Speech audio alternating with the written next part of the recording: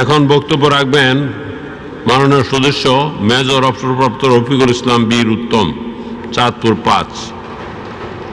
আপনার সময় ১২ মিনিট।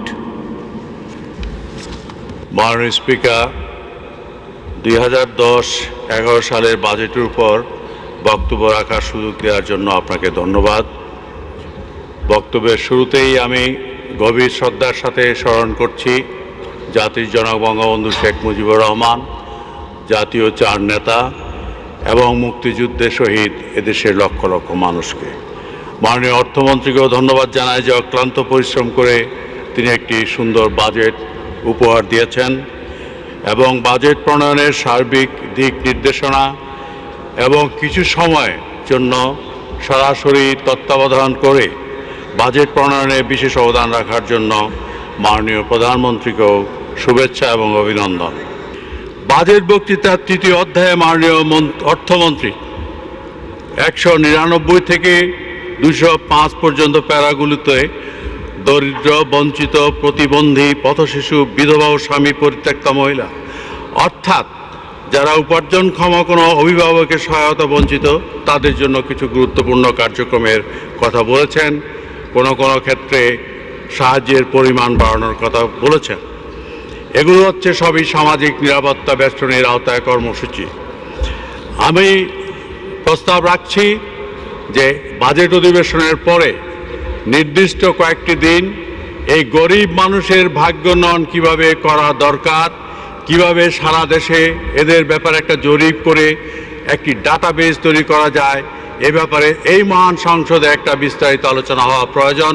অন্যথায় আমরা শুধু আমাদের উপর নির্ভর করে দারিদ্র্য বিমোচনের কর্মসূচি দিয়ে বাস্তবে খুব একটা কিছু অর্জন করতে পারবো না।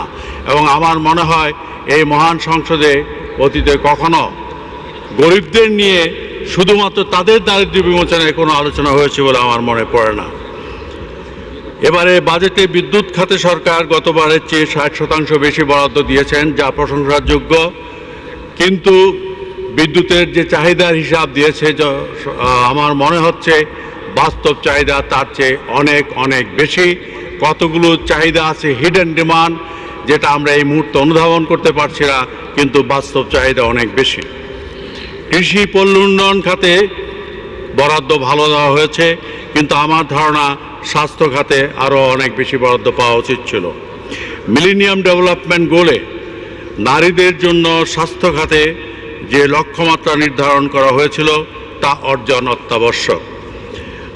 এ বিষয়ে একটি এনজিও সব সংসদ সদস্যদেরকে একটি সুপারিশমালা পাঠিয়েছেন। নারীর জন্য সহস্রাব্দ উন্নয়ন লক্ষ্য অর্জন সহায়ক জাতীয় বাজেটের জন্য বিএনপিএস এর সুপারিশগুলো ভালো। আশা করি মাননীয় অর্থমন্ত্রী এগুলো গুরুত্বের সাথে বিবেচনা করবেন।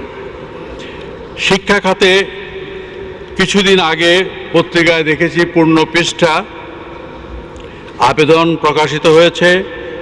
সারা দেশ থেকে শিশুদের লেখা চিঠি মাননীয় প্রধানমন্ত্রীর সমীপে। সেখানে স্কুলের ছেলে মেয়েদের কিছু চিঠিতে তারা বলেছে শিক্ষা প্রতিষ্ঠানগুলোতে খেলার মাঠ, স্কুলে যাওয়া আসার পথে ছোটোখাটো ফুটব্রিজ, স্কুলে টিফিনের ব্যবস্থা। আমি মাননীয় অর্থমন্ত্রীকে অনুরোধ করব, স্কুলের ছেলে মেয়েদেরকে টিফিন দেওয়ার বিষয়টি গতবারও আমি বলেছিলাম অত্যন্ত গুরুত্বপূর্ণ।